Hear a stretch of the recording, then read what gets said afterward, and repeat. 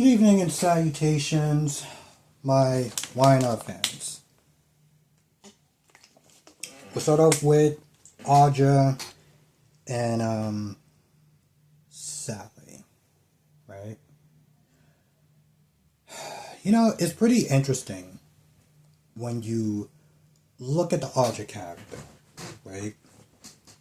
Because in all reality, Audra, like the type of character that Audra is, has been the type of character that so many other shows have had. All My Children, Dynasty, Knots Landing, you name it, that's who she is. She is the person that, as I like to sit there and call, the queen of unaccountability, right? And maybe it's just me because, you know, I'm getting a little older and stuff like that. So it's like, it works as far as, like, the way that this plays out is Audrey's just taking no accountability. She's just like, it's everybody else's fault. You know, Claire is blowing this out of proportion. I had to sit there and lie. I can't tell the truth. I got to sit there and save it. Everything's going to be fine. And she plays down everything, right? And it's annoying to hear, but I always have to sit there and think, this is how soap operas is. Like, if soap operas was our characters acting perfect, then I wouldn't have anything to complain about. I wouldn't have anything to sit there and talk about, right? And I guess sometimes I think so literal that when I see behavior like that, it's like, you're such a fucking idiot. But then you're just like, well, they're supposed to be an idiot. Because if they weren't, then it wouldn't sit there and make me feel anything. And I'd rather sit there 9 times out of 10, I would rather sit there and feel annoyed and call them a moron or anything else in the book than to sit there and say, they bore me. With that being said, I think the problem with Audra that she lacks that other people have, like let's say Greenlee or you know, maybe even early Sam, is that they were just written better.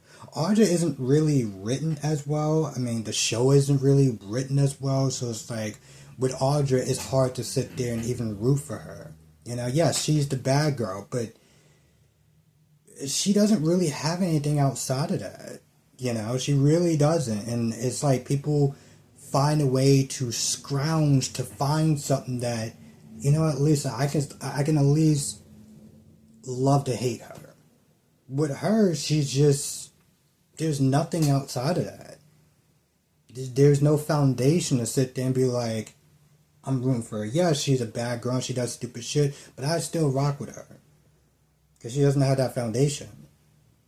So, you know, she tells Sally, and Sally tries not to judge too much because, you know, she was a schemer and stuff like that before they decide to remove her fangs or make her less fun like she was on Born and Beautiful. But ultimately, she's just like, if Nate finds out through Victor or Kyle or Claire or whatever, like if Nate finds out, that's the end of your relationship. And she gives her own experience. Because, you know, she's just using excuse after excuse after excuse. So many, I couldn't even keep track. But, like, one of the things was, well, I'm going to protect Nate because, you know, he just lost his brother and I don't want to sit there and add any more unnecessary stress. You think this is unnecessary stress? Are you kidding me? While that's going on, Nate is not there bouncing this off with Devon. And the first thing he says is, you know, maybe y'all are right about not trusting Audra. He lays out the whole scenario and everything that wound up transpiring, right? Up until Claire basically saying, like, she has no reason to lie to me. And Devon is also just like, you know, Victor is the type of person that would do anything for his daughters. Anything for his family. And Abby was sitting there saying Victor don't like Kyle and Claire together, so why wouldn't he sit there and pay Audra to seduce him and to break them up? See, the problem is that he just needed a sounding board. He needed a sounding board. He wanted Devon's take on it. Devon already knew. It's like, you already know what I'm going to sit there and say. And what it comes down to is he's talking this out loud with somebody else, but he already knows the answer. He already knows the answer from the beginning. Trust your gut. There's things that's just not really making sense. There's things that's just not adding up. You know? I get where Nate is coming from, right? Because Nate and Kai from General Hospital sort of have the same dilemma. See, there's people that have been sitting there telling both of them, do not trust this person. This person's a bad person. You don't want to rock with them, right? And see, right now on General Hospital, people are sitting there saying, well, you should have trusted everybody. You should have listened. You didn't listen. That's your problem. But I always find taking the words of other people as opposed to experiencing yourself is a really bitch, weak-minded move. See, I want to experience it myself. I'm not listening to somebody else. I want to sit there and know it for myself so I can judge it for myself. I don't need anybody else to sit there and tell me something's bad. I want to experience it. That's the problem. People are so afraid. And this is where it comes to us like movies and stuff like that. They rather trust the opinion of somebody else and be like, oh, it's a good thing I didn't sit there and see this movie because that person said it was a bad movie. And then when they watch it, 9 times out of 10, it's not as bad as they may sit there and think it is. But they're so afraid to sit there trusting their own gut and doing it themselves. And I know it sounds kind of weird because, yeah, I talk about movies, I talk about shows, and if you should watch it, if you should not watch it. Yes, I give my opinion, but I always sit there and tell people, watch it yourself. Experiencing yourself. And I know people sitting there saying, you should have listened to other people, you should have listened to your family. No, he did the right thing. He experienced them himself, but now he has to sit there and trust his own gut. He can't sit there and he knows that things aren't adding up, right? And he wants to sit there and trust Audra, but things aren't copacetic. Things aren't making sense. And it's a very hard thing to do because you feel kind of guilty, like, I should be trusting her, I should believe in her, I shouldn't believe in what other people are sitting there saying. But now that you are experiencing yourself, you know what to do. Maybe Audra's the type of girl that has always relied on her sexuality, always relied on her body karate to sit there and make men weak of the flesh and not really sit there and think, yeah, I can't trust you. Maybe she's not used to sitting there dealing with somebody like Nate that's not just going to look at her body and be like, I'm just going to put this in the back of my mind because damn, she looks good. And that's when he got there, he sat down. He was like, we got to talk about this. She was like, well, we already talked. I was like, no. You talked about it. Now I'm going to talk about it. And he practically was like, he pretty much in a nutshell said that I don't trust you. Because the things that you're sitting there saying is not making sense. She has that look on her face, that look of worry, the look of dread. But she has no way to blame herself for herself. So in no way, shape, or form do I feel bad for her. And she also has no substance behind it. So she's not even one of those people that I feel like you can root for her, even though she does bad, dumb shit. It's like Carly, back in even her heyday, she had a bit of substance with her. So even when she did stupid nonsense, still it's like, I still rock with her. Yeah, we all make mistakes, and I still rock with her because she has substance behind her. Audra doesn't. Now, Victor was sitting there up one night, sitting there thinking about, maybe I've went too far, whatever. And Nikki could sit there and see like something's bothering Victor. He didn't really sleep that well last night, the night before. He goes to Victoria and Claire's place, which, long story short, Claire was also sitting there talking about that she outed Audra with her smug attitude the minute that she walked into the room and she snapped. And she felt like she did the right thing. And yeah, it sucks. I didn't want to sit there and hurt Nate, especially him losing his brother, but he deserves to sit there and know what kind of duplicitous woman he is with. So that's what she did. And then Victor comes over. And at first they don't even want to hear him out. But they do. And Victor is like, listen, I love you. I would sit there and do everything, go to the ends of the earth. But I can admit that I go too far. And long story short, he doesn't want to sit there and lose her by trying to protect her. So they hug and everything like that, and she appreciates that. But she's like, listen, you can't control me like Jordan. Your heart may be in the right place, but you're going about it to a point where I'm not going to deal with it anymore. But they hug it out, and he is genuinely sincere. right? And I know that Victor is a person that is very, very, very difficult to sit there and deal with, okay? He is entitled. He is a bully. He is a very complicated person. But, part of that overprotection with him, overprotection with Victoria, probably comes from a place of hurt and trauma that he's never dealt with in his youth.